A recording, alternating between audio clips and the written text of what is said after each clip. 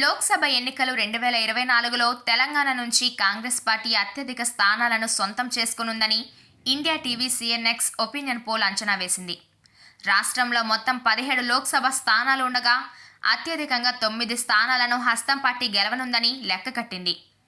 ఇక బీజేపీ 5 చోట్ల విజయం సాధిస్తుందని విశ్లేషించింది. కరీంనగర్, మహబూబ్నగర్, నిజామాబాద్, సికింద్రాబాద్ నియోజకవర్గాల్లో బీజేపీ గెలుస్తుందని విశ్లేషించింది. ఇక రాష్ట్రంలో అధికారాన్ని చేజార్చుకున్న బీఆర్ఎస్ పార్టీ ఈసారి కేవలం 2 స్థానాలకే పరిమితం కానుందని అంచనా వేసింది. ఇక అసదుద్దీన్ సారథ్యంలోని ఏఐఎంఐఎం పార్టీ 1 సీటులో విజయం సాధిస్తుందని పేర్కొంది.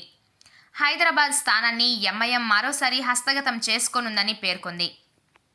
ఇక గత లోక్సభ ఎన్నికలు 2019లో టీఆర్ఎస్ ప్రస్తుతం బీఆర్ఎస్ 9 సీట్లు, బీజేపీ 4, కాంగ్రెస్ 3, ఏఐఎంఐఎం 1 సీటు గెలుచుకున్న విషయం తెలిసిందే. అంతకుముందు 2014 లోక్సభ ఎన్నికల్లో TRS 11, Congress 2, BJP 1, AIMIM 1, TDP 1, YSRCP 1 చోట్ల విజయం సాధించాయి.